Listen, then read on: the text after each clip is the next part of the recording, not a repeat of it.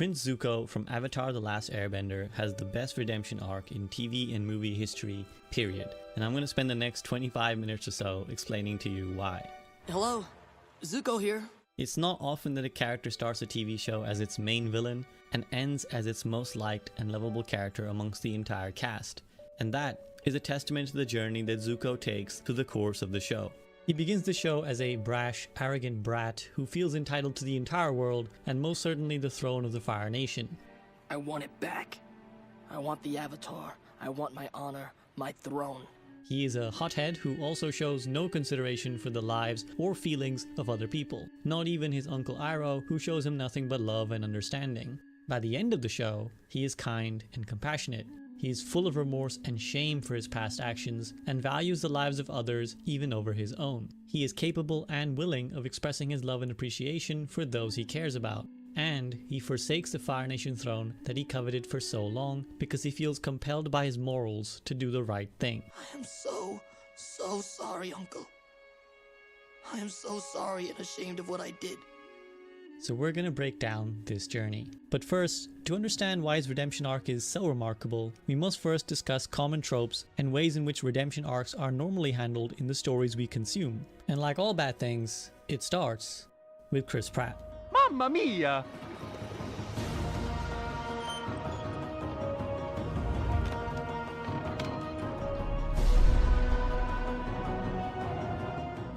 The 2016 movie Passengers features a classic trope of redemption arcs. The one I would say is probably the most commonly used. I'm going to call it the redeeming sacrifice. This trope occurs when a character who is either straight up the bad guy or does something really horrible during the course of the story, then makes one big sacrifice to make everyone love them again. The problem with this trope is that this one heroic action is supposed to absolve them of all their crimes in the past without any meaningful engagement with what that bad act was and what they learned from it.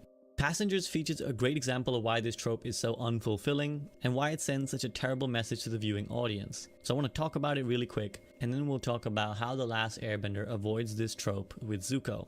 So unfortunately, I'm going to have to describe to you what happens in the movie Passengers. Thankfully, I watched it so that you do not have to. Passengers takes place in an intergalactic spaceship, one where the passengers, haha name drop, are all in a stasis. The plan is for them to take them to a planet they intend to colonize, but it's so far away that it will take like 100 years for the ship's journey to complete, which is why all the passengers, haha said it again, are in stasis pods, waiting to be woken up at the right time. Except something goes wrong. Something always goes wrong. A stray asteroid hits the ship and causes a malfunction which wakes up Chris Pratt's character. Initially, he isn't too sad about the situation. After all, he's on a luxury pleasure cruise with no one to stop him from doing whatever he wants. He goofs off, he eats whatever he wants, and even indulges in some video games. But after a while, of course, the inevitable dawns upon him. That he's all alone and that if nothing changes, he will end up dying alone on the ship before any of the other passengers wake up. Increasingly desperate, he starts exploring other areas of the ship until he happens upon the pod which contains Jennifer Lawrence's character. Of course, he is taken by her beauty and immediately falls in love. And in rather stalkerish fashion, he starts obsessing over her, looking over all the personal information videos she has and finding out basically everything about her while she's still asleep. Eventually, he becomes so desperate and so obsessed that he does the unthinkable. He wakes her up, knowing that it will mean she will die on this ship with him. Now, Passengers is a bad film for many reasons, and this would be one of them, but I want to talk specifically about the redemption of Chris Pratt's character, so we should take a minute to point out what his crimes are. He is a stalker, and at the moment of this act, essentially a murderer. He plays God with Jennifer Lawrence's life and essentially treats her like an object to own, takes all autonomy away from her and confines her to a death or a life with him. I'm not sure which is worse. I'm not sure there's a way to satisfyingly redeem a character like this, but the way the film tries is definitely not the way. So, back to the story, Jennifer Lawrence, of course, spends time with Chris Pratt and falls back in love with him. Of course, the key part here though is that Chris Pratt does not tell her how she ended up waking up. He pretends to know nothing about it. Now the two of them end up so happy together that Chris Pratt decides he's going to propose. And just as he's about to do so, this AI bartender that Chris Pratt has been confiding his secrets into accidentally lets slip what Chris Pratt did. Furious, understandably so, J-Law breaks things off with Chris Pratt. And in fact, is so mad at him that she tries to murder him in his sleep. Also understandable, and barely decides to not kill him out of some sense of morality. That part I had difficulty relating to. Now, how, might you ask, do you bring these two former lovers together in a romantic film? But there's no situation too desperate for the redeeming sacrifice to not be used. So, it turns out that there's a malfunction on the ship. There is a way to get to the officers' quarters and find a way to put our characters back into hibernation, but someone has to go fix the gizmo in the engine room, without which the whole ship will explode and everyone will die. And as they realize the situation in there, it becomes clear that fixing the problem will be a suicide mission. No one is going to come back from there. Spoiler alert, there actually is a way back and Chris Pratt is gonna come back alive. Nobly, Chris Pratt's character volunteers to do this, at which point Jennifer Lawrence realizes she still loves him and begs him to come back safely. Come back to me. I can't live on this ship without you. He does the stupid thing, there's a big explosion, and lo and behold, he survives and he comes back safe and sound. Jennifer Lawrence decides she still wants to be with him and opts to actually not go back in stasis, and instead lives out the rest of her day with Chris Pratt so that they can grow a bunch of plants on the ship. Are you kidding me?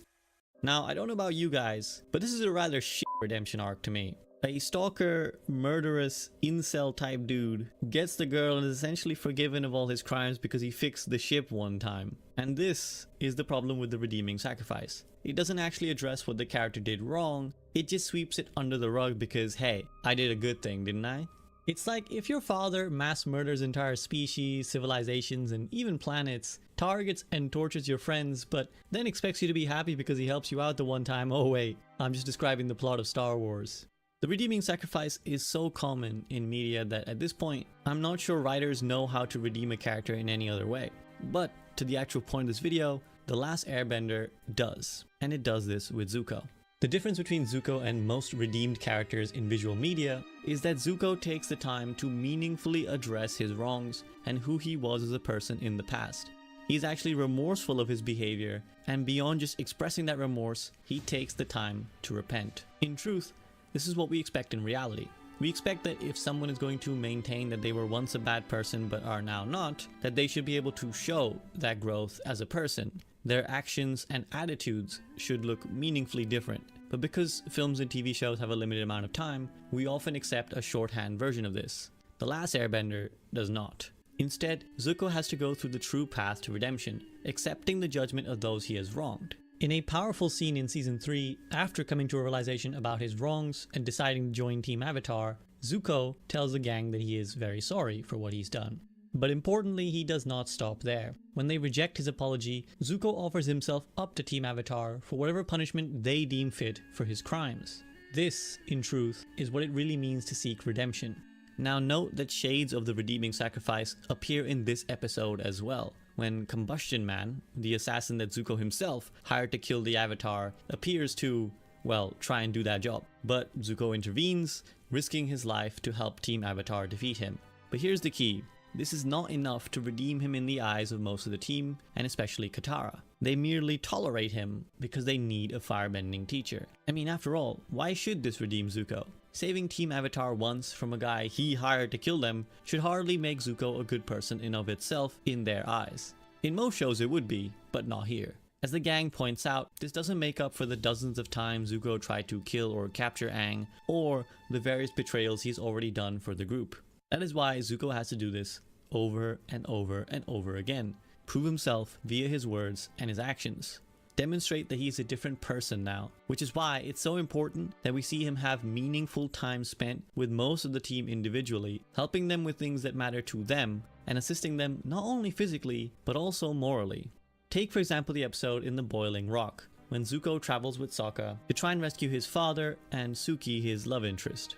Zuko is not just another body to help with the fighting, and he's not just the same character he was, but now he's fighting for the good guys. Where previously he was rash and self-centered, in the Boiling Rock episode he is loyal, calm, and insightful. Rather than risk Sokka's mission, for example, he allows himself to be captured and endures the torture of the cooler without ever holding that against Sokka. When Sokka laments that he's a failure and wants to abandon his plan, Zuko is the one who advises him that failure is not a reason to stop trying. And even when Sokka offers that Zuko should take the escape route and leave, he decides to stay, even when there's no self-interested reason for him to do so. You have to try every time. You can't quit because you're afraid you might fail. I'm staying. You guys go. You've been here long enough. I'm not leaving without you, Sokka. I'm staying too. What's really amazing is that Zuko is able to take the lessons he learned during his journey in the show, that of repeated failures and learning to persevere through them all, and not just grow himself, but share that wisdom with others around him and uplift them as well. His journey with Katara, for example, is perhaps even more remarkable, because in this case, he actually seeks out understanding and helping Katara himself. When Zuko realizes that Katara is still upset with him, even when the rest of the group have accepted him, he tries to understand the deeper meaning behind her anger. He reaches out to Sokka and comes to the realization that Katara has mixed her anger with him with her anger of losing her mother to the Fire Nation as a child. And so not only does he go out of his way to identify the deeper psychological and emotional wound that Katara is bearing, but he actually wants to help her heal. He asks Sokka about how their mother died and figures out who their mother's killer was. Upon hearing this, Katara of course wants vengeance, but Aang is against the idea, believing that killing and revenge are morally wrong concepts. Again, what I find really great is that Zuko is not just a blanket good guy now. He doesn't just become a purist like Aang, for example. He's still shaped by his own experiences. Unlike Aang, he doesn't see being good as a pure and binary thing. He understands Katara's desire for revenge, having had so much trauma in his own life, and is willing to facilitate whatever action she feels she needs to heal.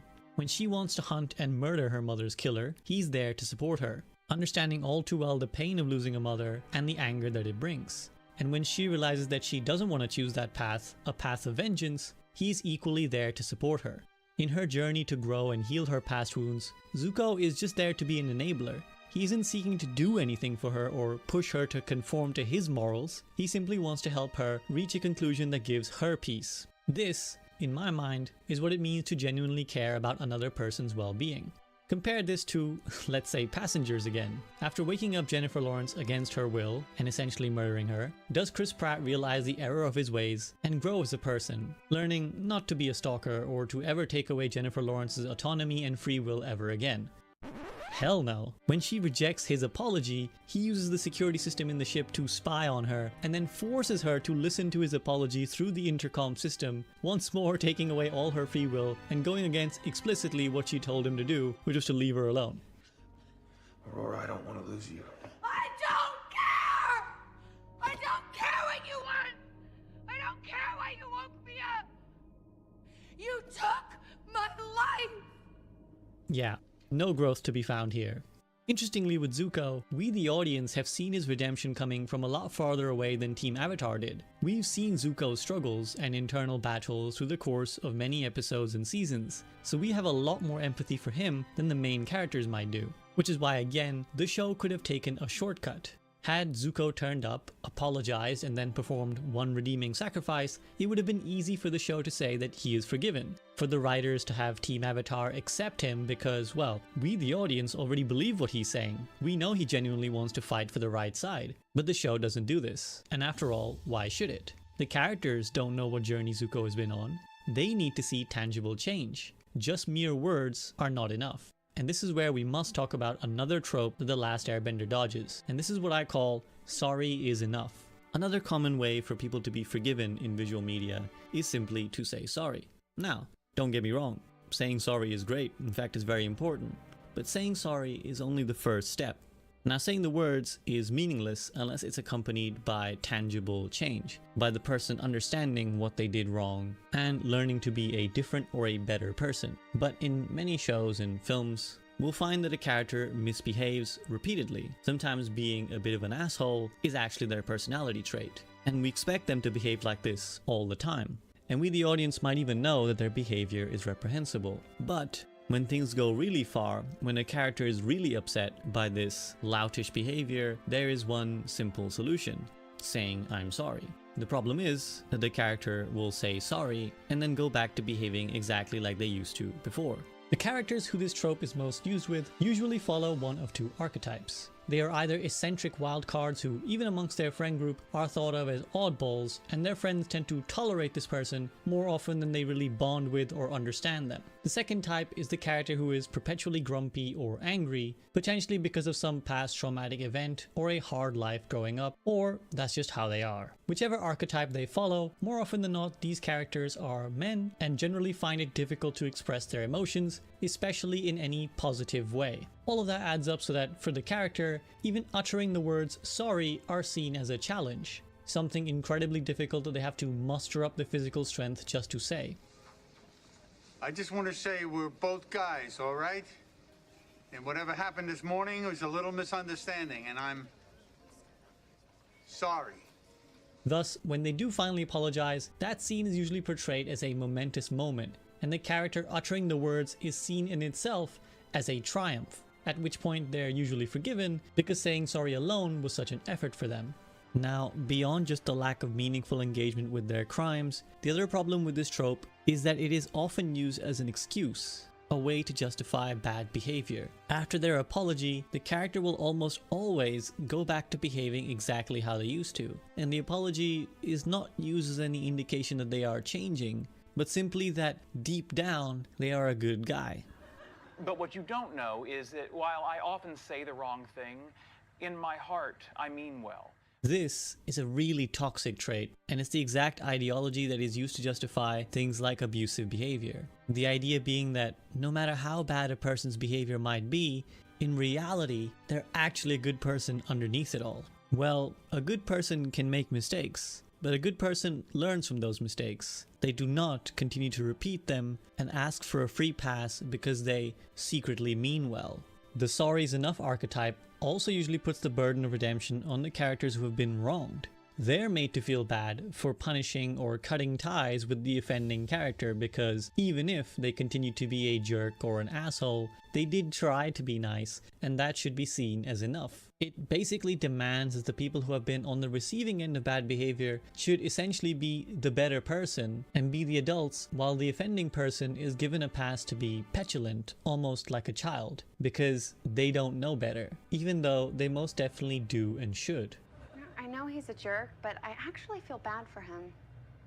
The reason I fixate on this trope is because this could well have been another way for Zuko to have been redeemed. In many ways, he fits the perfect stereotype for the kind of character I just described, at least at the start of the show. He is proud, grumpy, hot-headed, and doesn't show any gratitude or positive emotion towards anyone, not even the uncle who loves him and supports him through everything. When writers are making a multi-season TV show, there are almost always external considerations that they have to weigh up, namely time pressures to have the show finished in a certain amount of time or episodes. And in that rush and pressure, they can often end up taking shortcuts and falling into the easiest tropes, because the audience already knows how this will play out, and thus it's easier for them to digest. Their expectations already have them prepared for the outcomes that follow. But this is also usually where shows end up deteriorating in quality, or sometimes entire character arcs end up being ruined by hasty writing. The reason I love The Last Airbender so much is that it avoids these kind of temptations so frequently. It would have been easy to take Zuko and say, well, he's a proud guy, just saying sorry is hard for him, so he said sorry and that should be enough to forgive him. But no. Zuko takes what I would describe as a healthy and necessary journey. He humbles himself. Just because he is a certain way doesn't mean he has to keep behaving that way. And recognizing this, he changes the more toxic traits that he possesses while keeping the fierce determination and drive that makes him who he is. What's even more incredible is that Zuko comes to this realization about himself not when he's at his lowest, but actually when he is given everything he could ever want. And this is where we will explore the final trope that The Last Airbender avoids. This one is tricky to sum up, but I'm going to call it the greater evil trope. This trope goes as follows. A character is either pretending to be good or is morally grey. Sometimes they're straight up a minor villain. But either way, they're strangely likable or charming. But the key point is that somewhere around the halfway segment of the show or the film, this character will show themselves to be working for the big bad villain. They will either betray the good guys or strike a crippling blow to their cause. After this, they will return to the main villain and expect a direct reward or just the love and approval of their master. But it's at this point that the big bad villain shows just how evil they are, and they will either betray, discard, or just ignore their minion because, well, they're evil and they don't care about anyone but themselves. Hurt and upset, our lesser villain will then have a change of heart and join forces with the good guys because now they want revenge on the big bad guy who treated them badly. And thus, we have a person fighting against the greater evil, and they are redeemed because they're fighting for the right team now, even if their reasons for doing so are entirely dubious. Again, this is another trope that The Last Airbender could very easily have used. After all, in the world of Avatar, there's pretty much no worse bad guy than Fire Lord Ozai. Even Azula seems likable compared to him. So when Zuko returns home having killed the Avatar, or at least that's what Ozai has been told, it wouldn't have been surprising for him to turn around and renege on his deal and just imprison or continue to banish Zuko or just ignore him like he did before. Then in anger, Zuko would turn on him and join Team Avatar to get back at his father. The problem with this trope is that it's an even worse redemption than what we've mentioned before. In the greater evil trope, the character being redeemed doesn't even generally understand how wrong their behavior was. They very rarely say sorry or promise to be better people. They usually are just the same person, but now on the good side. It's again not meaningful growth or redemption, for redemption implies some sort of change within the person, at least in my mind. And so what makes Zuko's journey so incredible to me is that he understands his wrongs even when he gets everything he ever wanted. Most characters have their moment of clarity when they are at their lowest, when life hits rock bottom for them and they have no choice but to ask themselves if they need to change things somehow. For Zuko, the opposite is the case. He actually gets everything he was ever promised: his title, his honor, and the love and approval of his previously distant father. It's incredible that he's able to come to a realization about right and wrong when he's at a position of utmost privilege, when he has no incentive to change anything at all. Zuko not only understands that his own actions were bad, but he actually understands that what is going on in the entire Fire Nation is bad, which is tremendously difficult to do. We only need to look at the real world to see how entire nations and governments struggle to grapple with the sins of their countries as a collective, or sometimes the demons that haunt the past of their legacy. It's difficult enough to accept responsibility for your own misdeeds, let alone to accept responsibility for the misdeeds of a collective that you're a part of. But this is not something Zuko shies away from. The people of the world are terrified by the Fire Nation. They don't see our greatness. They hate us, and we deserve it. This is, of course, what a leader is supposed to do. If you are a representative of your people, in this case the Fire Prince who becomes the Fire Lord, or whether you're a president or prime minister, you are there to take accountability. You are not just there to claim credit for the glories and achievements of your people, but also accept culpability and judgment for the sins of those you represent, at least those you have committed as a collective. Unlike so many political leaders in the real or fictional world, Zuko doesn't try to sweep the Fire Nation's actions under the rug or shift the blame onto someone else. He accepts his part in the system within which he has benefited, which in my mind is an incredibly important first step. As he is crowned Fire Lord, he promises to work to repair the damage, both physical and generational, that the Fire Nation has done to the world, and build instead a world that facilitates love and peace. When you combine all these factors, I can't help but look at Zuko's redemption in The Last Airbender and just see it as the greatest I've ever seen of any character in film or TV history. Not only does he change meaningfully as a person, he's willing to accept the arduous journey of redemption, which involves the judgment and trust building of the people he has wronged. He doesn't just say sorry, he demonstrates his change of behavior, and not just once in one unrelated grand gesture, but over and over and over again in ways that are characteristic of the new morals by which he stands. And as a leader, he accepts not just his own personal wrongs, but also the wrongs of the nation he seeks to lead. So if there are TV shows out there, and indeed if there are people out there who are looking for an exemplary model of a redemption arc, then look no further than Zuko of the Fire Nation. Thank you for watching this video. Video essays like this take a long time to make, with countless hours of research and editing, all of which I do entirely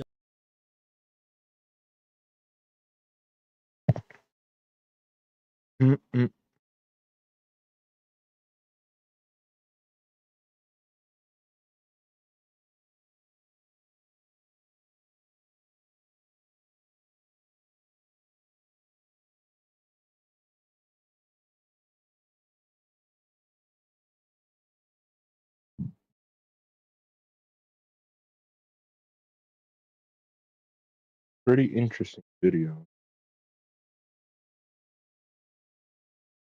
Mm-mm.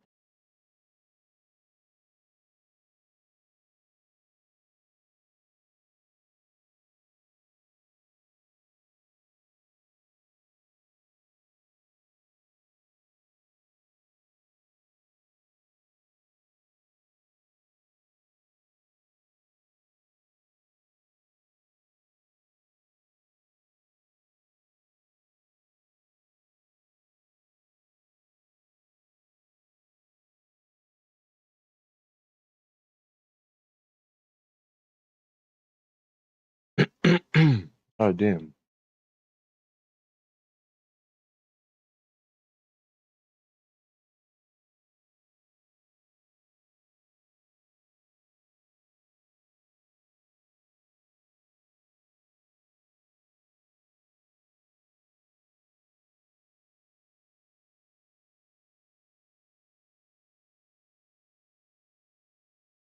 The wrong one.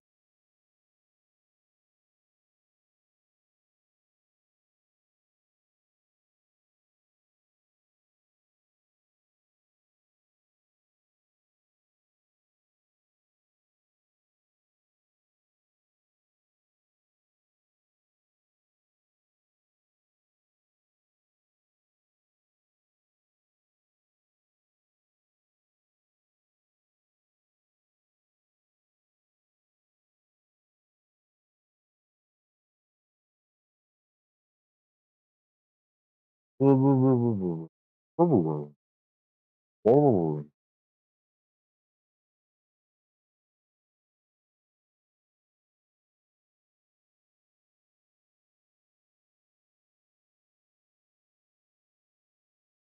Whoa, whoa, whoa, whoa, whoa.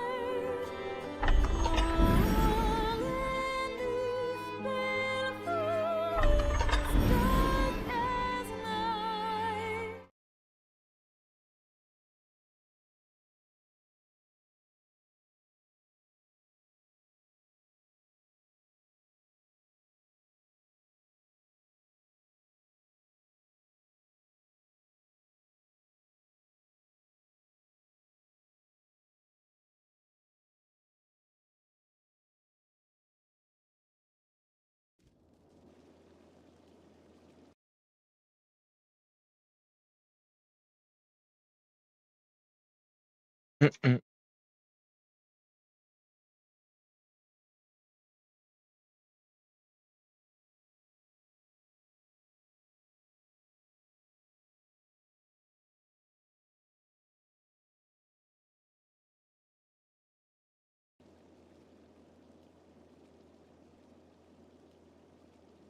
Here we can rest, manage inventory. It's not the last we'll call upon this in our warrant. No surprise. Given I have your pick. What will it be? Have your pick. Any you like. What will it be today?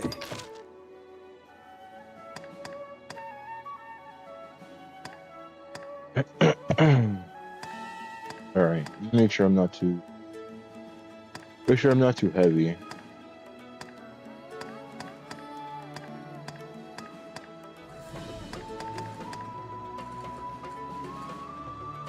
think I'm good.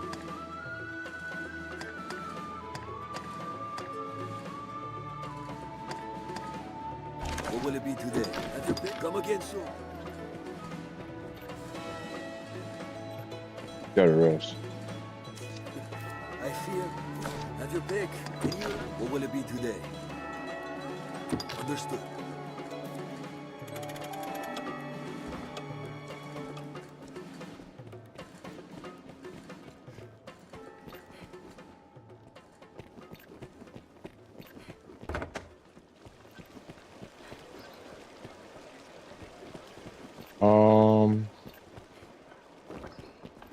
Well, I trust.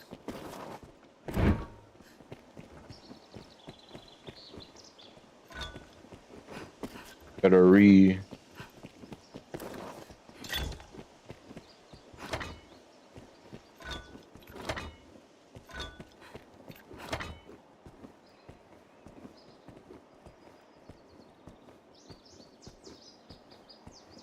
Hold on. What's this? Okay, that's the show thing. I was making sure. I was just making sure it's the right shit.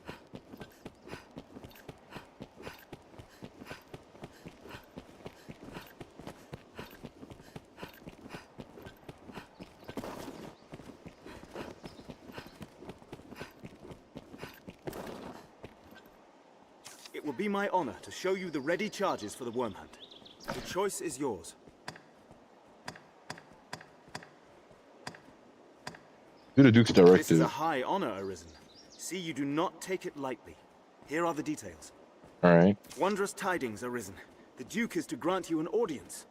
Hmm? His Grace wishes to commend you for your valor and your service to the land. Know, however, that any errand you have taken on will be left to another to complete.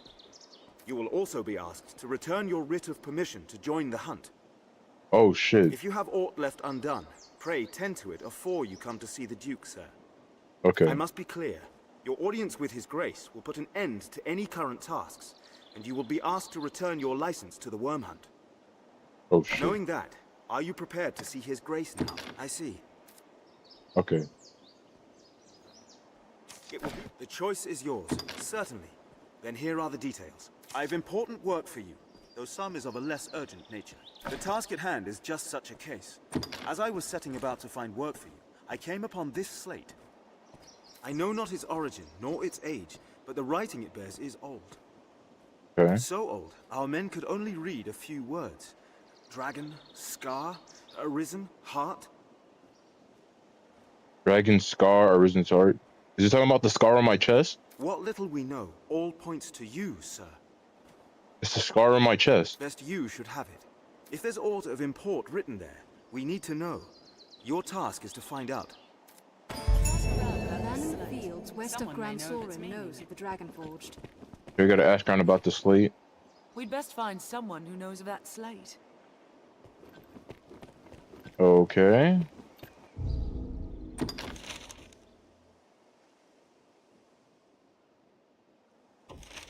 Important locations, people, or objects will bear a quest marker. Said markers also appear on the minimap, and on your full map besides. What's over here?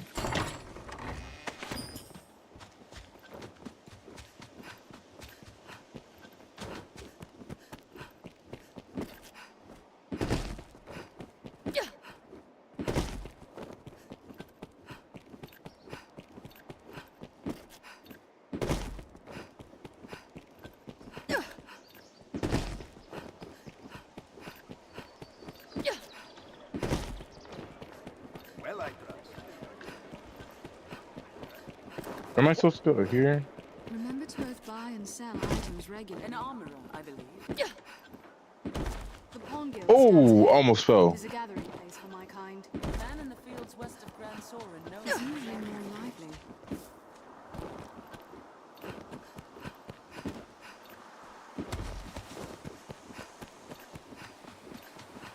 This guy.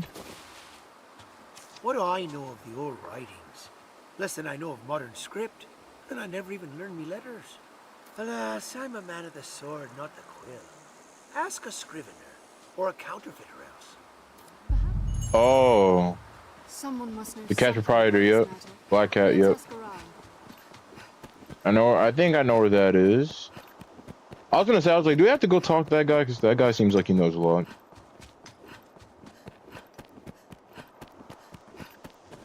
That guy seems like he knows a little bit. No harm in asking more of the common folk.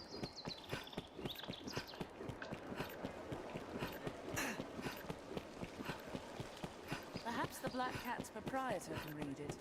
He forges such texts, after all.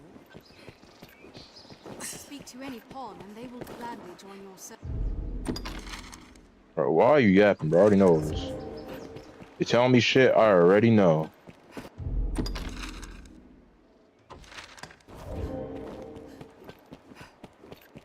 Telling me shit I already know. I do not need you to tell me. Someone must know something. Ancient writings? Aye, that's simple enough. If you've the coin, that is. What? Bruh. Oh, you just want alt red? Let's have a look then. As I said, simple enough. That's dragon there, then scar, arisen, and heart there. The rest is no script, friend, just flourish. This slate's no text. It's a cipher. What? It's a cipher? Like as not, it holds some secret meaning to folk those words relate to. I'm not one of them. I fear that's all I can say, friend. I'm sure you'll find all you need. Anytime. The scrivener at the Black Cat here can duplicate objects in your possession.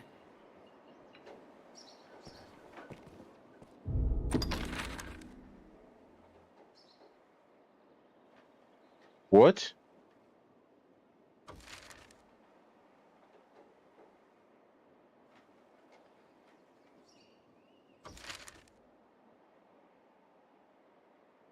You have to go find the scrivener? Where the fuck's the scrivener?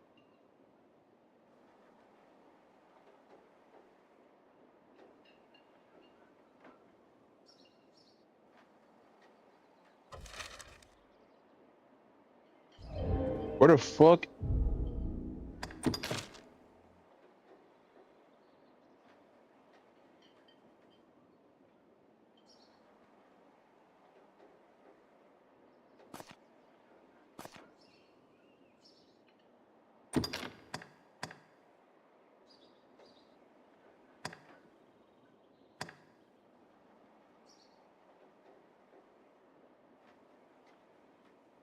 Huh?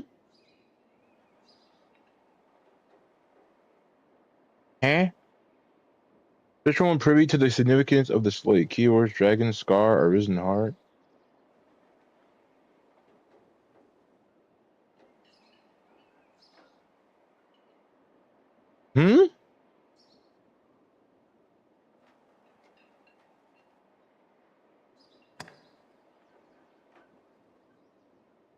Oh, the scrivener is the guy at the block. Hates the scrivener. Now it just says search for one privy to the significance. Who would that be? I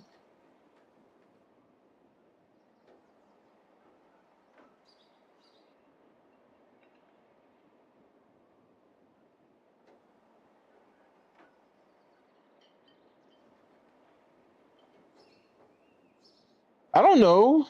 What the fuck? The only characters we've met so far. We met Mason, we have the other chick. We have Mercedes, Mason. We haven't really met anybody who knows anything about the dragon, really. At least I don't think so.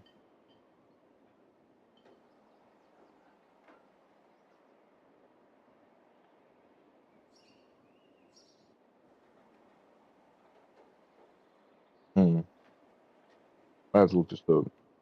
Yeah, I don't feel like running around.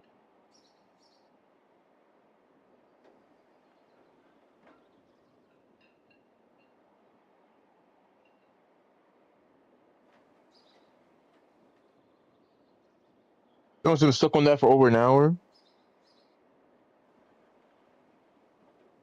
Yeah, that's crazy.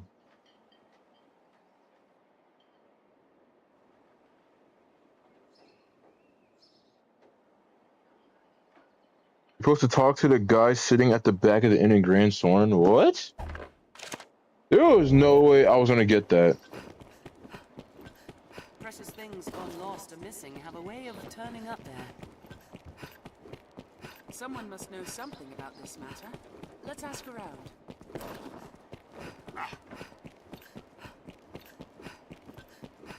Like, I would literally never get that. Mind the guards on watch, Master. They'll not suffer any untoward behavior lightly. I ain't gonna do it to the damn guards. There's a barber shop. Barbershop. I hear it's good. Aye, the inn offers a clean bed. but it deals in vocation. Taking orders straight from the captain of the hunt, are you? What? It's not good. The fuck? No surprise. I fear you have your pick. Any you like.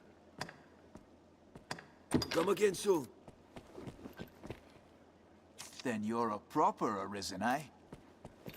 There's no one here. What the fuck? Isn't this Grand Soren? This is Grand Soren. What's it talking about?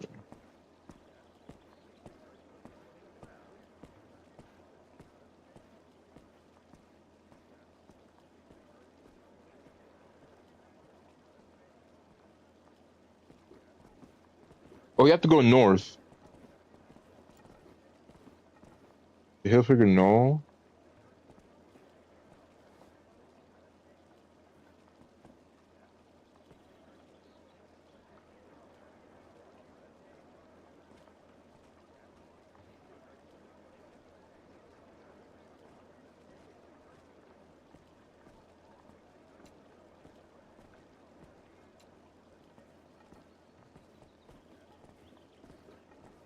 They go outside and do something and come back in. Alright. Right, I don't know, maybe that'll work.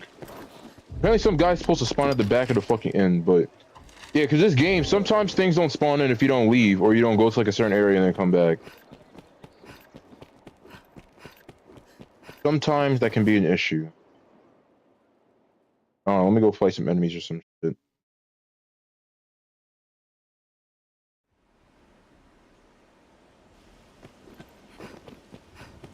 Hilfiger lies north of Grand Soren. We'll head north. The hill should be there. Grand Soren, the beating heart. It's for life, sis. Let us head north. Sup? It's for life. We share these roads with traveling peddlers, guardsmen, and...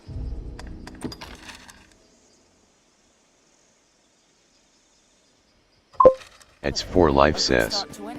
How long have you been playing? Maybe like 20 minutes, 15 minutes. Hasn't been too long. Seems all roads lead to Grand Soren.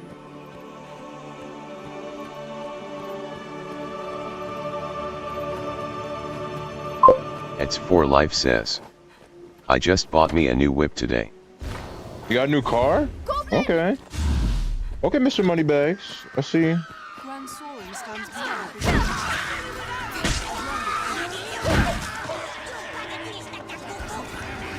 I'm out of stamina, I'm out of stamina!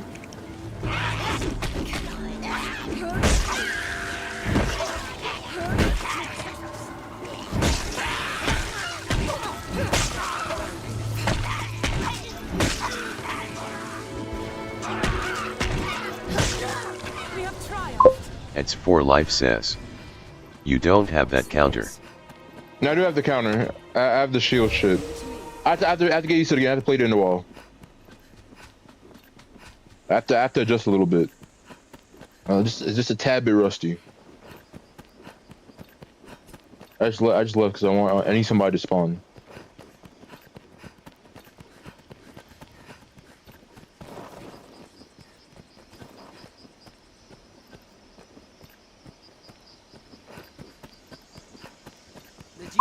It's for life, sis. I just downloaded a game called Oblivion and I'm gonna play it when I get home. Well, look at you. You look like you having a good day. Got a new car. Got to play. I think I've heard of Oblivion before. I don't know what the fuck it's about, but I heard of it. We're just having a fantastic day. Countries, cities, people. But I do hope you enjoy your new car. Worked hard for that car. It's for life, sis. It's basically like Skyrim. Taking order.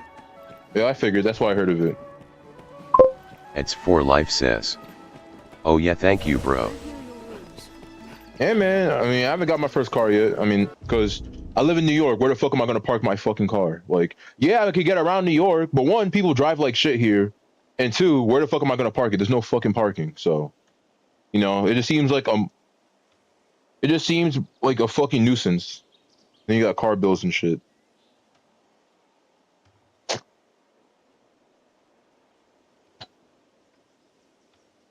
It's for life says. Yeah, New Yorker people, no offense, but they drive like shit. Bro, they are shitty at driving. Bro, literally every time I'm on the phone with my mom, she's out here cussing people out. Literally. The fuck? Why is there a red shit back there? What the fuck? Literally. Every time I'm on the phone with my mom, she's out here spazzing out. It's for life says. And the double parking I hate the most because you have to squeeze through. Oh yeah, yeah, yep, that's also nothing, the double parking. Yeah, cause people, yo, I swear to God, people have no regard for anybody else in New York, bro. Unironically, no one has no regard for anybody else. People will double park, triple park. Like, they do not give a flying fuck. Like, aren't they scared the police are gonna give them a ticket or some shit?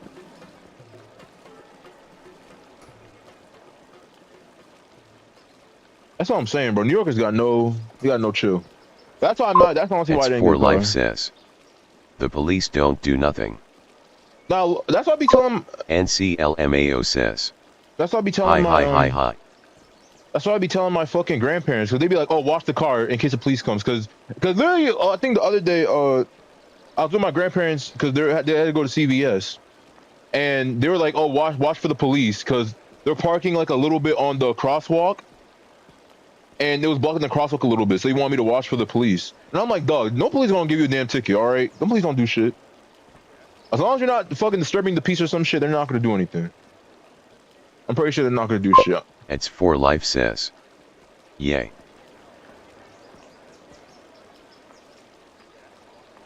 30-day stream streak? What the fuck? I was hey, NC. God damn. Does it have aught to do with that drawing? The figure of Hilfiger Knoll? You know it, the man It's for life says. I told you, bro, I'm your #1 supporter. I can't lie about that. I can't take that away from you. The only competition. NCLMAO says. Only competition you got is Corey. I was on a 15-day until it ended. You on a 15-day? You must have missed a stream, bro. You're not a real one. At least not. I mean, you're a real one, but not as much as For Life. I mean, gotta step it up. Because you be sleeping all the damn time. Bro, when I'm streaming, For Life gets back from work. You don't be sleeping. The only competition For Life has is Corey, because Corey been here since day one. Well, other than Corey, For Life's it's pretty damn near a day one or two. So.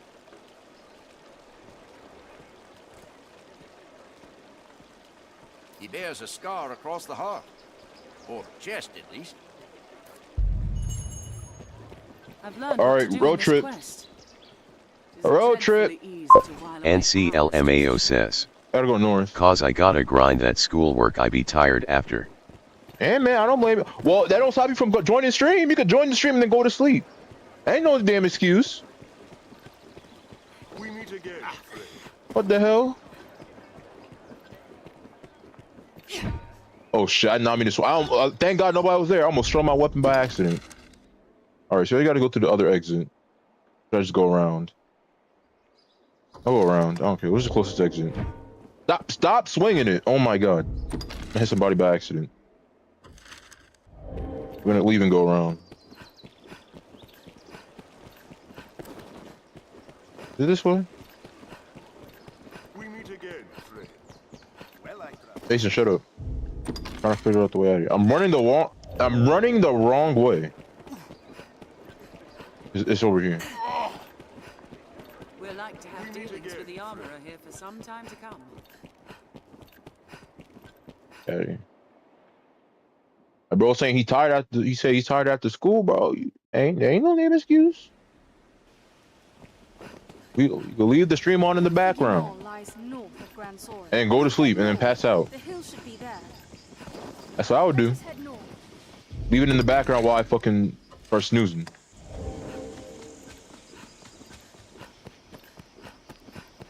We share these roads with traveling. I've come to feel more at peace when the capital is in sight. If you said north, well, I guess you don't have to go directly. You have to go here.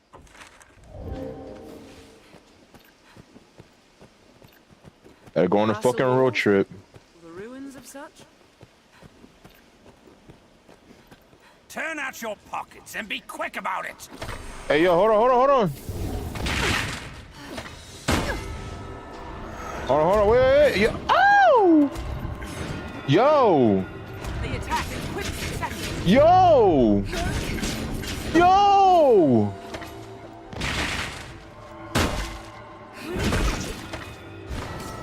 Counter after this strike. They're left exposed after the last strike. Bitch! Strength in numbers. Yo, he actually started tearing me up. I've had quite enough of battle. Holy shit. Started piecing me up. He said, boop, boop, boop. I didn't have my shield shit up. I didn't charge it. Oh my god. Oh, let me be careful. Yo, they almost caught me lacking.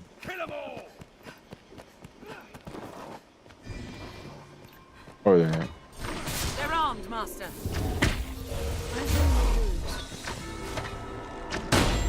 Stop it.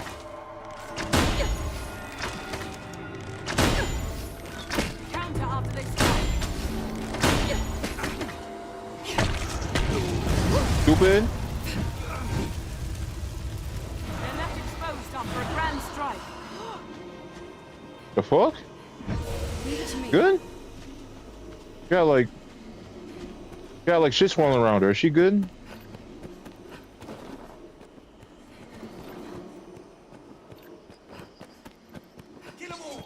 They're armed, Master. We can but wait for the beast to descend. They're left exposed after a grand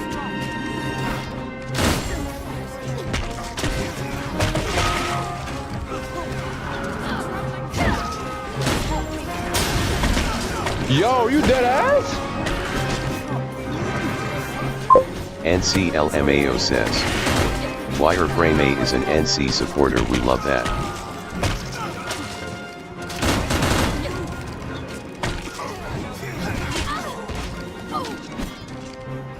Get up. I cannot take much more. Please help me. Oh! Hold on. Yo, whoop my ass. I'm rusty. Or what? I think it's minus, right? Is it minus my items? There you go. Holy shit. I had to run real quick. I got what minus my items.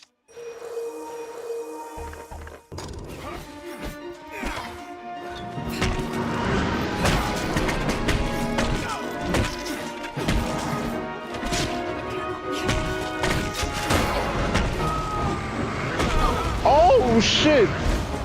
Yo, he's stopping me. vow it will not happen again. Never mind the beasts, I'll take the Alright, hold on. Let me. Yo, they're stopping on everybody. What the fuck?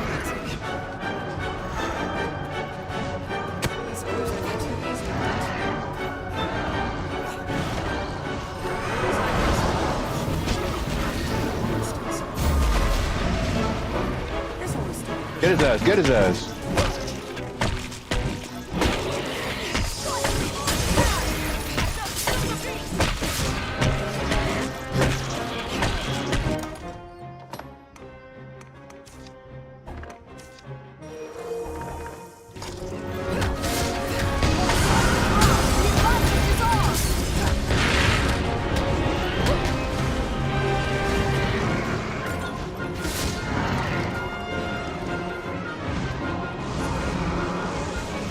What the fuck is it doing?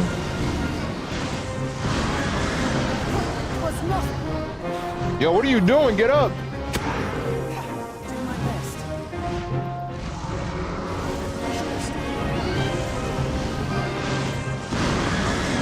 Oh my god.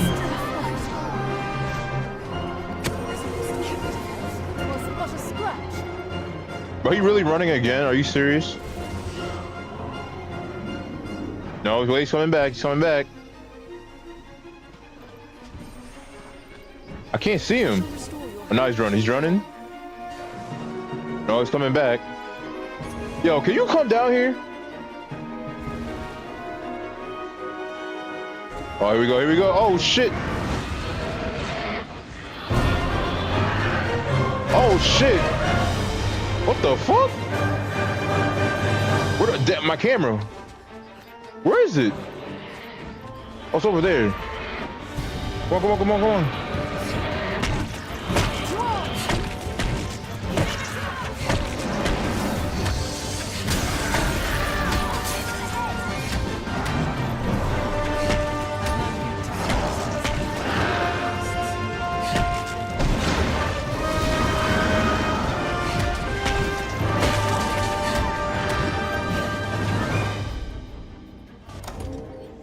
A little bit of damage. She getting stomped on.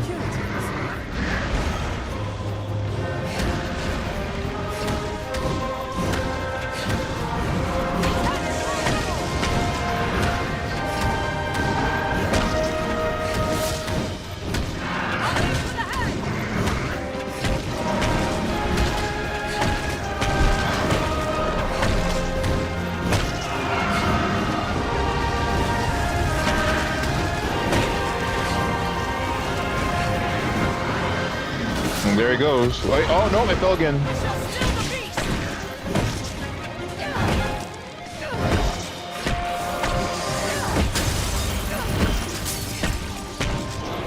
Here's one more health bar.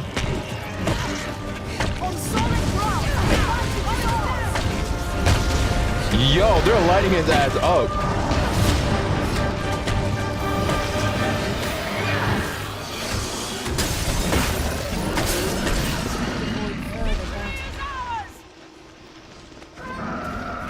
Got his ass, bitch, bitch, bitch, bitch, bitch. Stupid, stupid, stupid. Hold on. Boop, boop, boop. I didn't even see what they picked it up for. I didn't even see what I picked up. Boop, boop, boop, boop.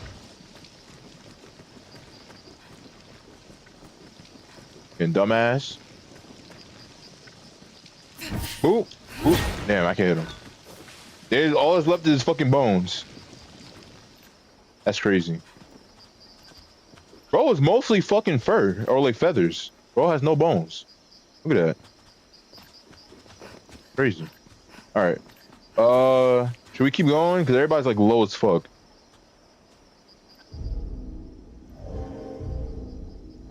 I think we should go back. I didn't expect a fucking griffin fight, but all right. It was most like a watch post once. We're gonna go back. War has not been kind to this place. This way. NCLMAO says, Data fan Ima send you an image in a while. Okay, whatever you say, bro. I've come to feel more at peace when the capital is in sight. Let us head north. We're gonna head north in a little bit. Not yet, because we're kind of long. NCLMAO says, I got SMTH and it's pretty fucking dope. It's not some coonery, I swear. You say that every time. Just so you know. So, we seek a hill.